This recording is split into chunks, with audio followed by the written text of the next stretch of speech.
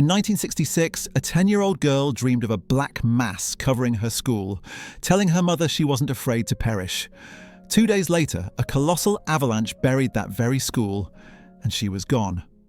The chilling part is that she wasn't the only one who had remembered this disaster before it ever happened. The town that dreamed its own death. In 1966, a 10-year-old girl named Errol Mai Jones told her mother she had a nightmare. She dreamed she went to school, but something black had come down all over it. 2 days later, she was gone, perishing with her entire class. The chilling part? She wasn't the only one who remembered the disaster before it happened. The place was Aberfan, a small mining village in South Wales. For decades, the coal waste from the local colliery had been piled high on the mountainside above the town. Tip number 7 was over 111 feet tall, a massive, unstable monument to the town's livelihood. It had been raining for weeks. On the morning of October 21st at 9:15, tip number 7 gave way. A colossal black avalanche of over 140,000 cubic yards of slag, water and debris roared down the mountain at over 80 miles per hour. It buried everything in its path, including the Pantglas Junior School. 144 people had their lives extinguished. 116 of them were children, most of whom had just arrived for their morning lessons. The tragedy was absolute. But as the town reeled in its grief, a second, stranger story began to emerge. A London-based psychiatrist named John Barker arrived in Aberfan. He was fascinated by reports of premonitions. He began collecting testimonies, and what he found was chilling. The stories piled up. A 10-year-old girl named Errol Mai Jones told her mother just a few days before, "I dreamed I went to school, and there was no school there. Something black had come down all over it." She was one of the children who perished in the school. A local woman woke her husband in the middle of the night, terrified by a nightmare of a black mass and children's screams. One of the school's children, the morning of the disaster, told his mother he wasn't afraid of his own passing, because he would be with his 2 friends. Both friends were also in the school. Barker collected over 60 distinct, detailed premonitions from the town itself, and hundreds more from people across Britain who had no connection to Aberfan but reported vivid, terrifying dreams of the event before it never hit the news. How can a memory of an event be created before the event itself? How could these people remember the future? To answer that, we have to ask a much stranger question. What if the future had already? What happened? If these stories leave you with more questions than answers, you're in the right place. Subscribe to this channel and turn on notifications so you never miss another journey into the unknown. The universe in amber. Your entire life may already be over. And it may not have even begun. This isn't a riddle. It's the most likely solution to the mystery of Aberfan. And physics has a name for it. The block universe. It's a concept born from Albert Einstein's theory of relativity. The theory doesn't just suggest this, it demands it. We are taught to think of time as a river flowing past us, but relativity joins time with the 3 dimensions of space. It's not space and time. It's a single 4-dimensional continuum called space-time. If this is true, then time is just another dimension, like length or width. The past, the present, and the future are not in flux. They are fixed coordinates. Think of the universe as a loaf of bread. Every slice is a moment in time. We, in our present, are just experiencing one single slice at a time. But this does not mean the other slices, the past and the future, do not exist. The entire loaf is real. It exists all at once. Your birth is a slice. That moment of your first kiss, that horrible argument you wish you could take back, the last time you spoke to someone you loved. They aren't gone. They are permanent places in the block. The moment you are reading this sentence is a slice, and the moment of your final farewell is a slice. All are embedded in the block, permanent and unchanging. So if this is true, why do we remember the past but not the future? The answer is that memory isn't some magical viewing process. It's a physical state. Your brain in the current slice is physically arranged in a way that contains information about previous slices. It's an imprint, an echo. When you remember your 8th birthday, you aren't looking back in time. You are simply accessing a physical pattern of neurons in your present brain that was configured by that past event. The past's slice caused the present slice to have a certain structure. The future slices haven't had a chance to imprint themselves on the current slice of your brain. We don't move through time. We are four-dimensional beings, like a long-running worm stretching through the block of space-time. The past isn't gone, it's just a different place. Remembering is simply the physical evidence of where we've been. The unbreakable arrow. The block universe seems like a perfect answer. The disaster in Aberfan already existed on its slice, and somehow dozens of minds glimpsed it. But this tidy theory has one massive critical problem. Why can you remember the past but not the future? If the whole loaf of time exists, why can we only see in one direction? The answer isn't just philosophy, it's physics, and it can be found in a broken teacup. Imagine you drop a teacup. It falls, hits the floor, and shatters into 1,000 tiny pieces. You have just witnessed a fundamental law of the universe in action. You will live your entire life, and you will never see the reverse. You will never see 1,000 shattered pieces on the floor spontaneously gather themselves, leap up, and reassemble into a perfect teacup in your hand. This one-way journey is called the arrow of time. It is governed by the second law of thermodynamics. This law states that the total entropy, or disorder, of the universe must always increase. The intact teacup is a state of low entropy. It is ordered, complex. The shattered pieces are in a state of high entropy. They are disordered. Simple. The universe always moves from order to chaos, not the other way around. This relentless, irreversible march toward disorder is what we perceive as time moves forward. So, how does this create memory? Our brains are physical systems. They obey the second law just like a teacup. To form a memory, which is a highly ordered pattern of neurons, our brain must pay a high energy cost. It burns calories, which creates a large amount of disorder, heat that is released into the universe. The total chaos of the cosmos goes up, all so our brain can create one tiny ordered imprint of the past. Memory is a record of a more ordered state. Our brain holds an imprint of the teacup before it broke. We can't remember the future because the future is, by definition, more chaotic than the present. The universe's script is written only in the ink of increasing chaos. The arrow of time doesn't just tell us which way time flows. It is the very reason we can remember the past at all. And it's a direct contradiction to the premonitions at Aberfan, the traitor in your skull. So we have a paradox. The block universe suggests the future already exists, but the arrow of time says we can never, ever see it. This investigation has hit a wall. Unless we've been asking the wrong question. What if the problem isn't with time? What if the problem is with us? Your most cherished memories. The ones that define exactly who you are. Your first kiss. Your childhood home. The day you graduated.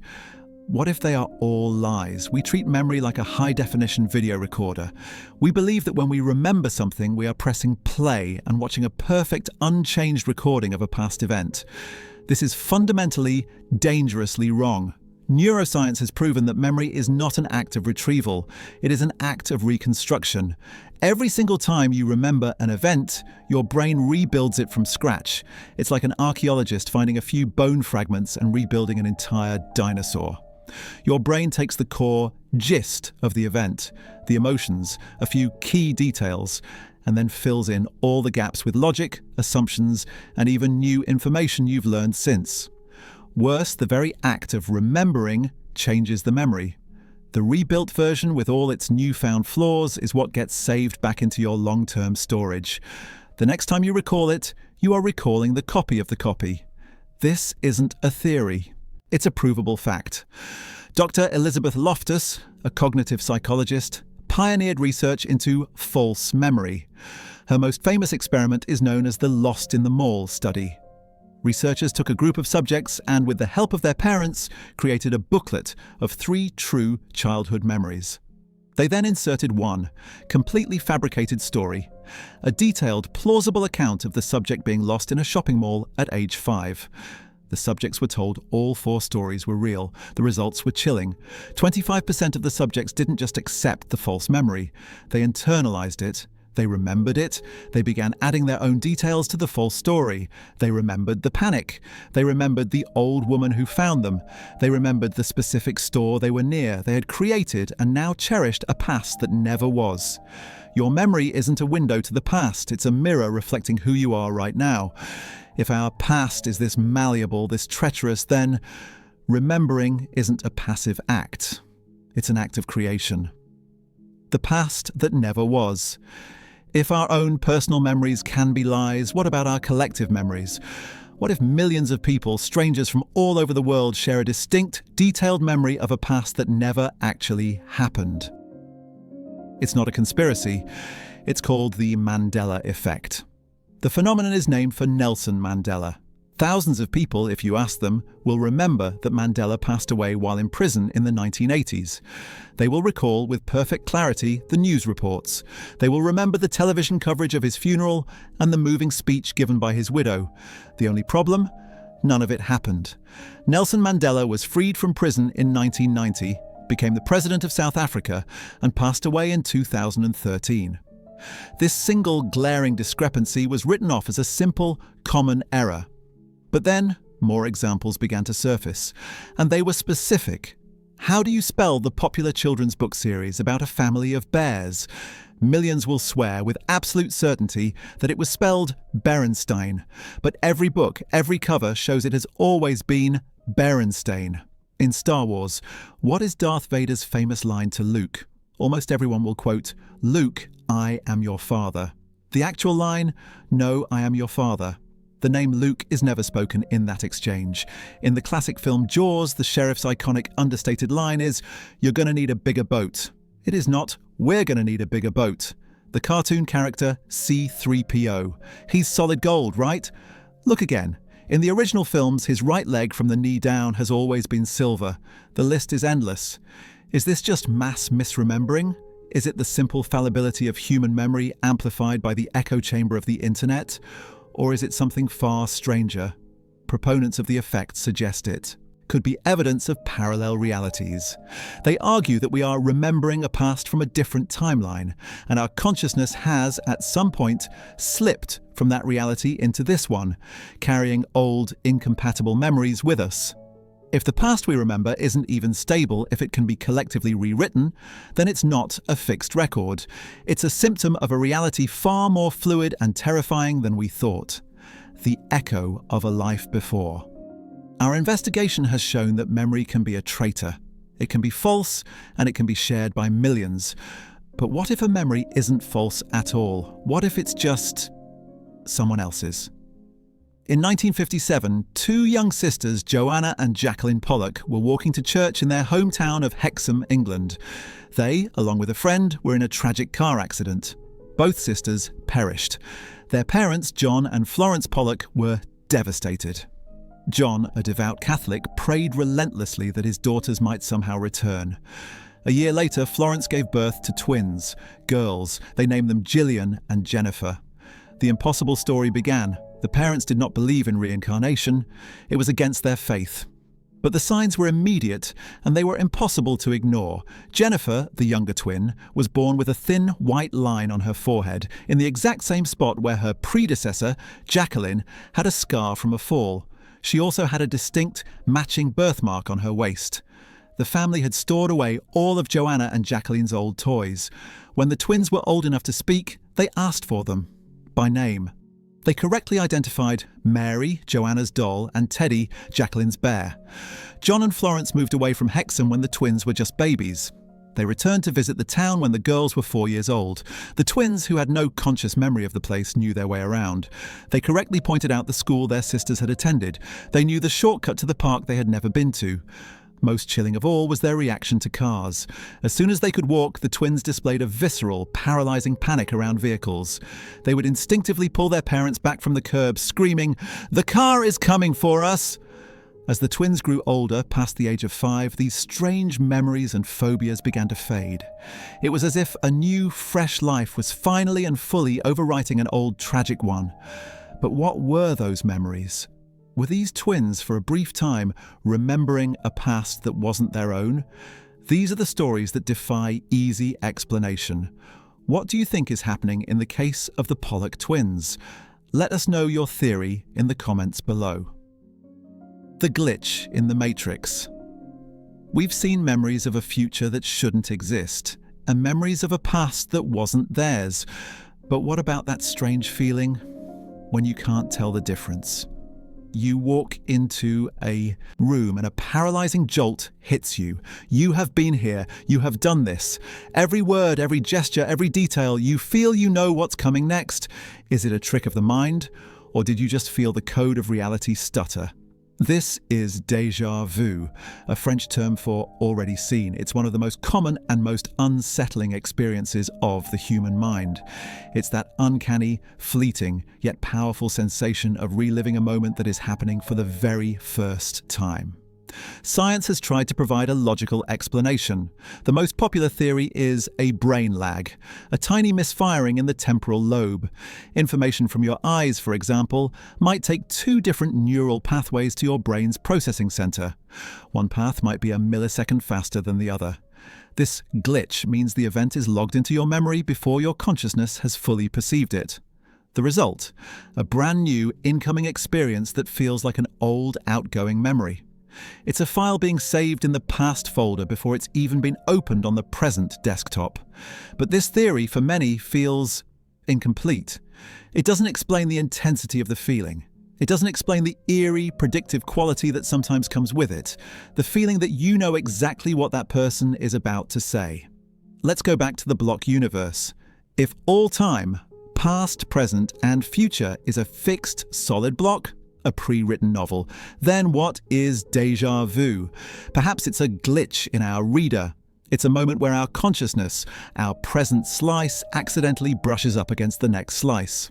A moment where the seal between now and next becomes momentarily transparent. It's not a memory of the past, it's a preview of the immediate pre-written future. A crack in the wall of our perception that shows us for just a second the rails we're running on. Memories of tomorrow. If déjà vu is a glimpse of the immediate future, could the children of Aberfan have been experiencing something far more powerful? We call it a gut feeling, an intuition, a hunch. But what if it's something else? What if it's a memory of an event that hasn't happened yet? This is precognition, the act of remembering the future. It's been a staple of fiction for centuries, but in 2010, a highly respected social psychologist from Cornell University published a paper that stunned the scientific community.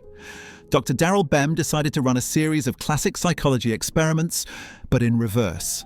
His paper, Feeling the Future, detailed 9 experiments involving over 1,000 participants.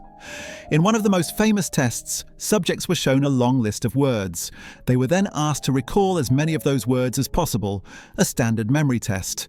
But after the test was over, a computer would then randomly select a handful of those words from the original list and have the subject practice and type them out. The impossible result? The subjects were statistically significantly better at remembering the words in the past if they were practiced in the future. The act of practicing in the future seemed to send an echo backward in time, strengthening their memory of those specific words during the initial test. He called it retroactive causality, an effect preceding its cause. The study was explosive. It was published in a top-tier, peer-reviewed journal. Skeptics cried foul, claiming statistical anomalies or p-hacking. Other labs tried to replicate the results with mixed success. But the data was what it was. Bem had, under controlled laboratory conditions, found evidence that our minds can be influenced by events that have not yet occurred. If the future can echo backward into the present, if an effect can come before its cause, then our entire understanding of time is wrong. It means the future isn't just an unknown fog. It's a place that can reach out and touch us. The place where time broke. We've explored time, memory, and echoes from the future. But all of these assume we even understand the rules of reality in the first place. What if, in some places, those rules just don't apply? In a remote corner of southern Oregon, there is a small patch of forest where the laws of physics seem to break down. Balls roll uphill, people appear to shrink and grow. It's called the Oregon Vortex. The area gained fame in the 1920s. At its center is the House of Mystery, a dilapidated shack that reportedly slid from its foundation and now rests at a bizarre angle. The spot is a vortex of anomalous forces, roughly 165 feet in diameter. For a century, visitors have reported a catalogue of strange phenomena. The most famous is the visual distortion. Two people of different heights stand on a perfectly level platform. They then swap places. The shorter person now appears taller, and the taller person shorter. The change is not subtle, it is dramatic. Then there is the gravitational anomaly. A bottle is placed on a steeply slanted board. It does not roll down, it rolls up. A heavy bowling ball does the same. Brooms stand on their bristles, and they remain standing, unsupported, in the middle of the room. Visitors report a sense of vertigo, of being pushed or pulled by an unseen, disorienting force. Skeptics, of course, have a clean explanation. It is all a masterful, brilliant optical illusion. The House of Mystery is built on a tilt. The surrounding trees and fences are all intentionally slanted. Our brain, desperate to find a true vertical and a true horizontal, gets tricked. It creates a false horizon. That uphill roll, it's really just less downhill than the steeper downhill our brain thinks it seems. The shrinking and growing people, it's a classic case of forced perspective. The same trick used in the Lord of the Rings films to make hobbits look small. But is it all an illusion? Or is the illusion itself the point? The Oregon Vortex is a powerful reminder that our entire experience of time and space is not objective reality. It is a fragile perception, a construct our brain builds for us every second of every day. And in some places, that construct can be broken, the prisoner of now. So if time is an illusion, if the block universe is real, if the past, new, present, and future all exist, then why are we trapped in it? Why are we forced to experience this present, moving relentlessly forward, unable to remember the future or change the past? This is the final and the greatest paradox. Let's recap the conflict. Physics, through Einstein, tells us time is a fixed landscape. Our entire life is a permanent, existing, four-dimensional structure. But thermodynamics, the second law, tells us time is a one-way street. The arrow of time, the relentless march from order, a whole teacup, to chaos, a shattered one. How can both of these be true? The answer, it seems, is consciousness. Our minds are physical systems. We are prisoners of entropy. Our consciousness is a process that requires the second law to function. We are forced to experience this fixed, unchanging block of time, one slice at a time in the only direction entropy allows, from order to chaos. We are the reader of a book. The entire novel, the beginning, the middle, and the end, is already written and bound. It exists as a complete, unchanging object. This is the block universe. But our consciousness is the act of reading, and we are forced to read it one page at a time in order. We must read page 50 before page 51. This is the arrow of time. We are trapped in the present. But our memories, those glitches like déjà vu, those false pasts of the Mandela effect, those premonitions from a town in Wales, are proof that the prison isn't as solid as it seems. They are the hints that the entire book, all of time, is real. It means that the loved ones you've lost aren't gone. They are just in another slice. It means the future you're afraid of isn't just a maybe, it's a place. And it means you, right now in this present, are just the reader, turning the page on the greatest and only story ever written, your own. If you enjoyed this journey into the paradox of time, make sure to like, subscribe, and turn on notifications so you never miss a new investigation. And share this video with someone whose mind you want to blow.